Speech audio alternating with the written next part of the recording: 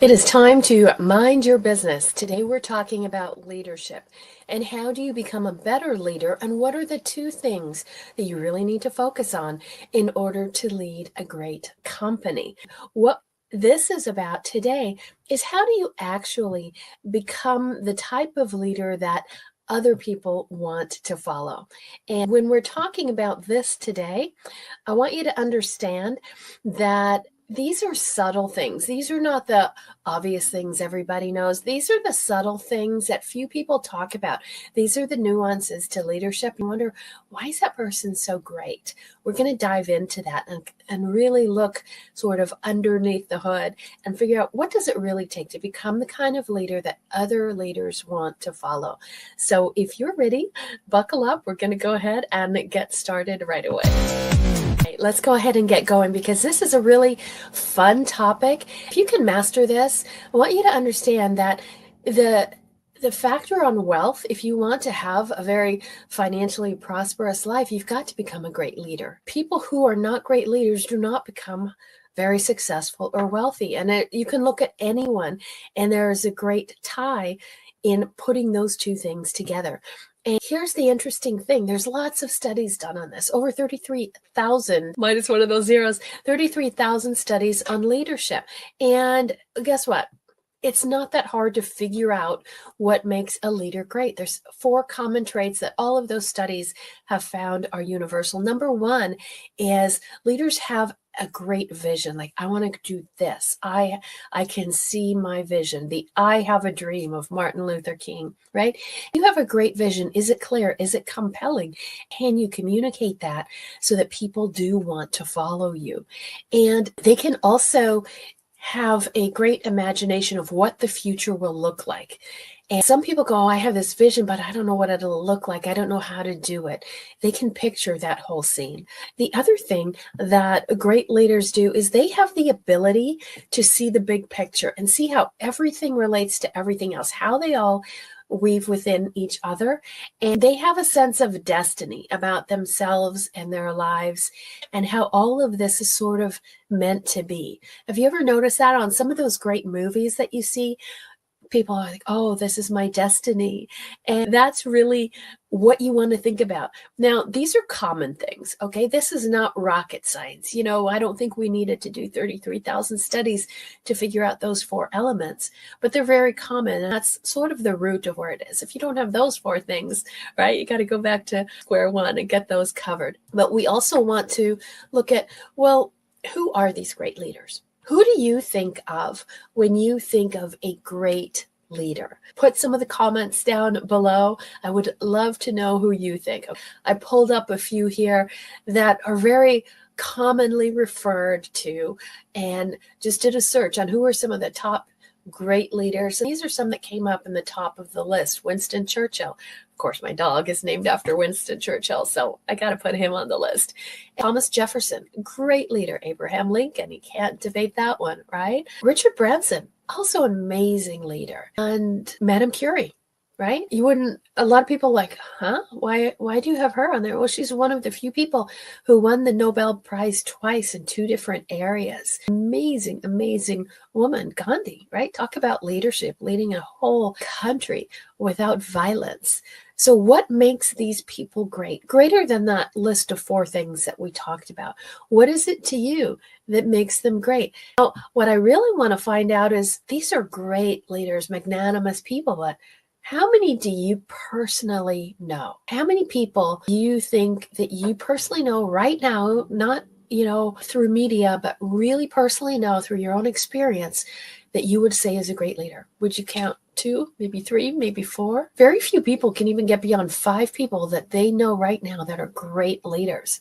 In fact, one of the interesting things about great leaders is they surround themselves by other great people. So see if you can start putting greater density of leaders around you, and you will absorb some of that and you will also become that.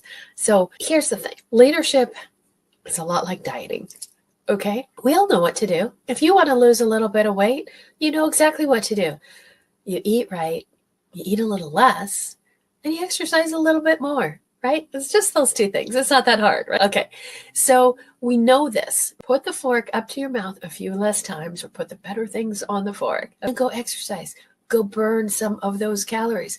Those are the two qualities that you need to do to lose weight. But here's the real question. Do we do it? No. In America, in the US, we are one of the most unhealthy societies. We have, I believe right now, it's a 48%, it might be even 52 by now, 48% weight. That's not just a couple pounds, this is obesity, right? And why is that? During the pandemic, the reason there was a greater loss of life in the US was because we were so unhealthy. But we all know exactly what to do. Eat less, exercise more. So what is the problem? Why aren't we doing it? And it's the same thing with leadership. In fact, if you look at it, just managing your body is a form of leadership. So what about managing your business? It comes down to two problems. Is it that you don't know what to do, or that you don't do what you know you should do? I think it's a little bit of both. What do you think? The people don't know how to be a great leader, or they don't do the things that you need to do to be a great leader. So I'm going to on the side of sometimes people don't know it, and some people don't know how to do it, or it doesn't seem to work. So what if you're not guilty of one or the other, but a little bit of both? I want to talk to you today how you can empower your leadership. Now, one of the things that always comes up when we talk about this subject is the mindset. There's a great book on this talking about the fixed mindset and a growth mindset. Or if your mind is very fixed, oh, it's always this way, it has to be this way, and you're not willing to change, yeah, that's going to be harmful for your leadership capabilities. If you have a growth mindset where you're always looking, you have the vision and the imagination and the destiny and that view that we talked about from those 33,000 studies, then that one will help you. But not all leaders are just growth, right? You've probably seen some leaders and they are very fixed in their mindset, but they have some other qualities that just make them unstoppable. So it's not just as simple as fixed or growth. It's very vital, but it's not everything. So if you're thinking, oh, I'm one of these people with a fixed mindset, I can't do it. No, there's still hope. We're going to dive into that a little bit more, okay? So leadership is really a thinking person's game. You really have to use the full capacity of your mind if you want to be a great leader. Think of it like a full stack mind. Okay. When you're looking to hire people in business, you want people with the greatest range of capabilities. That's how you have to be with being a leader in the wilderness, right? Who's the greatest animal? What is it? Right? It's the one with the greatest requisite variety, the greatest ability to do many different things. That is the mind of a leader. So let's look at this. Now, I studied the brain for years, and I want to really dive into this. So this is your brain. And if we take this here, so let's take a look at the actual brain here. Here's a model of the brain. It has all these different pieces here, right? You can see how this looks like that, right? So I might lose some of the parts here, but this is the same thing. And this is your brain. And yes, men and women have different size brains. Put down below who you think has the bigger brain, men or women. But these are the different parts, the six main parts of the frontal lobes, the parietal, occipital, temporal, the cerebellum, and the brainstem. And so these are the parts of the brain. And if you're using all parts of your brain, you have greater leadership capacity. All of these different parts of the brain have a different function. And so I want you to think about this, how this ties into being a leader and how you would use these different parts of the brain. So if you kind of break it down and look inside here, you can see all these different parts in the cerebellum and the brainstem and the occipital lobe back here. This is what, I'll have you take a closer look at this. So this is what all these different parts do. The frontal lobe up here, right? This is for reasoning and problem solving and emotional regulation. Think about a leader. They have have to do a lot of planning and thinking and analysis. So you really have to be using the frontal brain. Parietal, which is a little bit more back here, and this involves more about how are you processing some of the information as far as sensory information and temperature, pain. Leaders do have to have that kind of sensitivity in their business as well. The occipital lobe here, that's about visual processing. This is where we're talking about that visual aspect of a leader. The temporal brain is about audio processing, memory. What are you hearing about what's going on? What's going on in the world and business? And cerebellum down here, this part that goes in right here, that is all about voluntary movements and balance. How are you keeping your business in flow with the market, ahead of the market, moving with the tides? And then the brainstem, that's all about the breathing and the heart rate. So these are the different parts of the brain. Think about that as the different parts of being a true leader. You need to be able to manage all of those. Okay. Now that you understand you have to have a whole brain thinking in leadership, we come back kind of to the question of why don't you? Why do we get all mixed up and crazy about things? You know, the biggest problem that I see in leaders and people trying to grow a business is they get all caught up in distraction, right? And they're trying to add more things and add more things. And what happens is you get shiny object syndrome. So here's a book I wrote on that. And if you ever struggled with shiny object syndrome, right? Oh, you're like, oh, I want this and I want this and I want this. And you keep adding more and more things to your plate, but you never get anything done. Go ahead and request this book. Just type SOS, shiny object syndrome. We'll go ahead and give that to you at the end. I'm going to give you a link and you can download this. This is going to help you get over this distraction thing, right? A leader's brain is very singularly focused, and a non-leader is very horizontally focused, and they're looking at everything and look at all these opportunities like a kid in a candy store. So that's not going to help you. You have to be very singularly focused. And if you ever get distracted and you find you have all these things that you don't touch, but it looks so good in the moment, and you have to have it instantly and all this instant gratification, or everybody's doing this, then you're probably suffering from a little bit of shiny object syndrome. So go ahead and get this book. I want you to have that as a freebie. And we want to help you overcome this inner tug of war. Like, I really want this, but I don't want to have this problem. People are always going through this back and forth. And it's a back and forth between moving towards what you want, but moving away from what you're fearing, right? And it's a question of which one are you? Are you a moving towards person where you're always going for what you want? Or are you moving away from, like, I would do that, but I don't want to feel this. Like, I don't want to get hurt, or I don't want to look foolish, or what if I lose, or what if it doesn't work out, or what if I spend money on this and it doesn't work?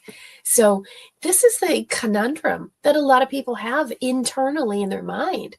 That's why they can never balance this out and really focus on leadership. When you're thinking about it, what is it? We talked about fixed mindset and growth mindset. Or is it that leaders are natural born leaders?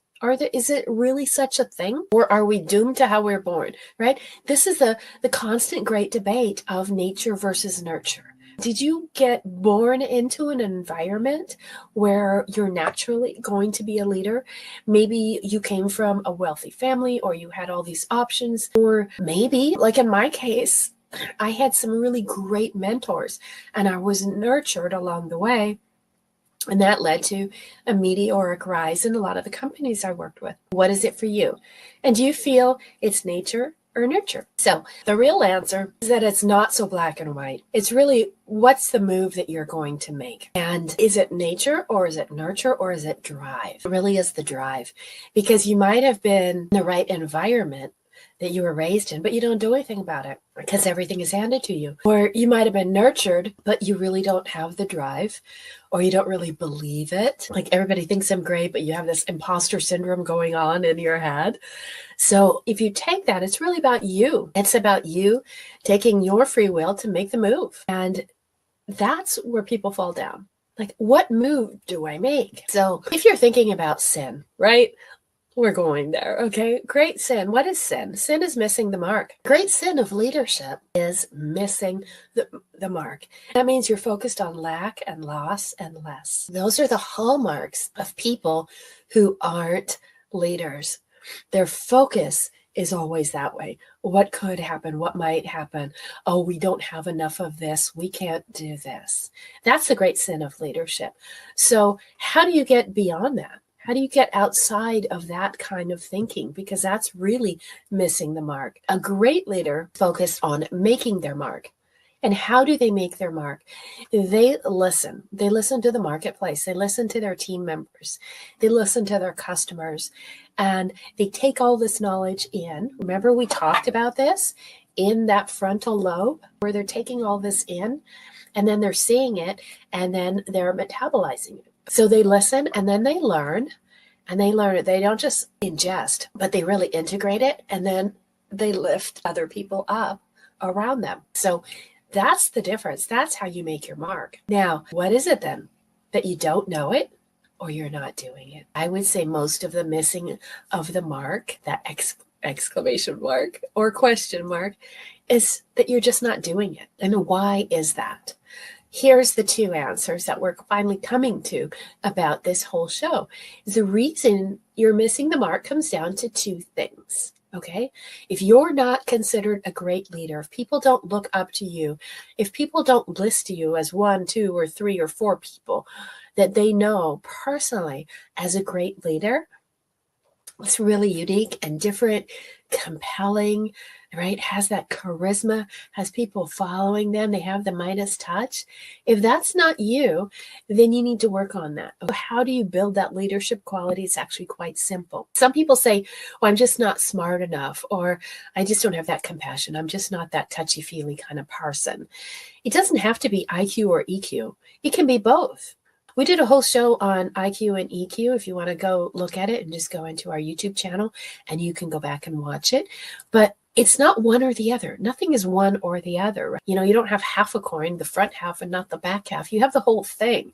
So you need to be completely rounded up about this. This is what we call esemplastic leadership. I don't know if you've heard this, but right? So you have the ability to put all these disparate parts together into one unified whole. This is a term that Samuel Coleridge came up with. And esemplastic means the one who has the power to shape disparate parts into one unified whole. And we talk about this here. This is the root of our SOAR formula is singularity. So this is how you become the one that other leaders want to follow. And when you can do this using the whole brain concept that we talked about, and then you have the ability to shape a company into one unified whole. So what does this mean? There's two parts. We have the know-how. Do you have the know-how? What we mean here is the talent, the training, and the technology. Do you have that? Do you have the right talent in your company? Do you have the right talent that is working with you? If you don't have a mentor or a coach, you need to get one. Okay. Do you have the right training? Some people are doing outdated training just because it's affordable, but that doesn't make any sense. Right. And then the other thing is, do you have the technology? Do you have the current tools and resources that will take you to the highest level of leadership? If not, you need to do that. This is the know-how. Like, I don't know how to do it. Then you don't have the talent and the training and the right technology to get to that level of leadership. Now, the second thing, so is it the know-how for you, or is it the show how? And this is part of that, if you think about it, like that nature versus nurture thing. So this means the right environment. And do you have the encouragement? Because you can have a great environment, but if everyone's like, well, whatever, right? Nobody's doing anything, nobody's encouraging you and sort of inspiring you to go higher and better and faster, what's the point? And do you have entrepreneurialism? Do you have that kind of mindset that like, oh, I'm going to do this, I'm going to create this, I have this vision, I have this impact that I want to create on the world? So do you have those three? Okay. So this is the show how, right? You need the know-how and you need the show how. And that's really what it takes. So not only do you have to have this kind of environment in your world, but you also need to create that. You need to create an environment where people have the talent and the training and the technology, and they have the entrepreneurial environment and the enthusiasm, the encouragement to actually produce. And that's how you produce leaders. You don't have one leader. A leader is the kind of person who can create more leaders. And that's what you're looking to do. So know how and show how. The problem is, if you don't do this, if you don't create this environment, it's called recidivism afterwards. You know what happens to prisoners if they come out of prison and they go back into the same old environment, they end up back in jail. And the same thing happens with leaders. If you're not constantly nurturing this environment and creating new opportunities for growth and training and attracting more talent to you, you're just going to be imprisoning yourself as you go forward. This is what you need to think about. Is my environment set up for leadership? Am I creating an environment for leaders? And am I in an environment to be a great leader? This is what I want to encourage you to do. If you realize you just don't have it yet, but you have the drive, but you don't actually have the results of a leader, there's two ways that you can talk to me, okay? Talk to me if you want to be a truly great leader in your company. That's what we do, is mentor great leaders and build great legacy companies. Or if you would love to be a great leader in our company, I would love to invite you to come and apply to work with us, because we are always looking to develop leaders and to develop leaders who will help other leaders grow in their own company. So that's what we do at Iconic Business Advisors. I would love to talk to you more and really help you with both the soft skills and the hard skills. The soft skills are things like not just the how do you figure out what are my KPIs, my OKRs, and how do I figure out my gross profit, net profit margins, and all of those. But there's other skills like how do I conquer this procrastination habit that I have, or this imposter syndrome that I have, or a tendency to just be lazy, or a quitting mentality. We just did a show on Don't Quit. Okay. Watch that. It was about 2 weeks ago.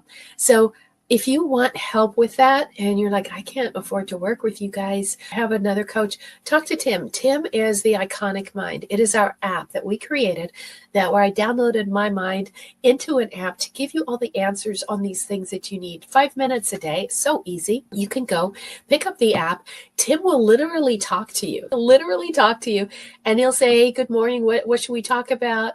And what is it that you want to work on? Are you working on being a great leader? Are you working on teamwork? What is the thing that you want to work on?